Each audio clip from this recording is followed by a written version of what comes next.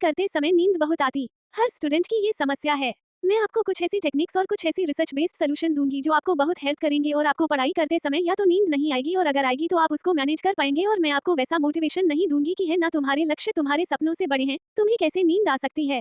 अपने माँ बाप के चेहरे को याद कर लो। अगर नींद आ जाए तो ठीक है, वह अपनी जगह है, वह भी तरीके काम करते हैं, लेकिन क्या इफेक्टिव है उस पर थोड़ी सी हम बात करते हैं। देखिए, पहली चीज आप ये ध्यान रखिए कि हम इंसान हैं, मशीन नहीं है। अगर हम पढ़ाई करेंगे, काम करेंगे, मेहनत करेंगे तो हमारा दिमाग थकेगा, ये तय है। तो पहला तो अपने आप को इंसान की तरह ट्रीट करना शुरू करिए। मैं देखती हूँ कई स्टूडेंट होते हैं, मुझे कई बार एक स्टूडेंट बताया कि उसने YouTube पे किसी टीचर का वीडियो देखा। उसने सलाह दी कि जब भी नींद आए हरी मिर्च चबा लिया करो। तो ऐसी ऐसी टेक्निक्स आजकल पता चलती कि बड़ा आश्चर्य होता है कि किस तरफ विद्यार्थियों को गाइड किया जा रहा है। मैं आपको पहले चीज बताती हूँ। सबसे पहले तो रात की नींद पर्याप्त लीजिए। 6-7 घंटे आपको सोना चाहिए, इतना शरीर को चाहिए। कुछ स्टूडेंट होते हैं जो इससे कम समय में भी अपनी नींद की पूर्ति कर लेते हैं। अगर आप इससे कम समय में नींद की पूर्ति कर रहे हैं और दिन भर आपका अच्छा बीत रहा है, आपको नींद नहीं आ रही है, अच्छी बात है, क्योंकि हमारी बॉडी में बहुत फ्लेक्सिबिलिटी है। आप जैसा चेंज करना चाहे वो कर सकती है।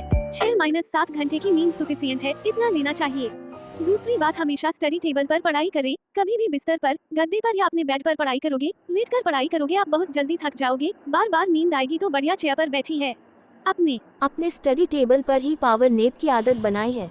उससे ये होगा कि आप बहुत लंबे समय तक सो नहीं पाएंगे। कंफर्टेबल रहोगी तो लंबी नींद आएगी, और अगर टेबल पर ही बैठे बैठे आप चेयर पर ही बैठकर नींद लेंगे तो आपको ज्यादा देर तक नींद नहीं आएगी और आपका काम हो जाएगा और आपकी नींद भाग जाएगी। अगला होता है कि बहुत ज्यादा भोजन हमें एक साथ नहीं करना है, ना बहुत पेट भर के। आपने खाना खा लिया, क्योंकि आपको पता है कि जब भी हम भोजन करते हैं तो हमारा पूरा जो ब्लड है वह पेट में होता है। ऑक्सीजन सारा वहीं पर यूज होता है, तो हमारे सारे जो अंग है वहां पर ऑक्सीजन कम पहुंचती है।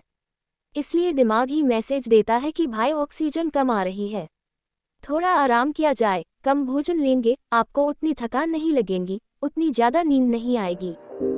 और पानी ज्यादा से ज्यादा पिएं। आप हमेशा जब भी आप पढ़ाई करते हैं, आप जितना ज्यादा बॉडी को हाइड्रेट रखेंगे, आप एनर्जेटिक रहेंगे, थकान कम होगी और शरीर में पानी का स्तर अच्छा बना रहेगा, तो आपको नींद कम आएगी। अपने आप को ज्यादा से ज्यादा एक्टिव रखने की कोशिश करिए। मेरा जो सजेशन रहेगा वो ये कि लगातार एक ही जगह बैठ के 24 घंटे कभी नहीं पढ़ना चाहिए। आप 1 या 2 घंटे एक जगह बैठकर पढ़िए और उसके बाद थोड़ा सा चलते फिरते पढ़ लीजिए।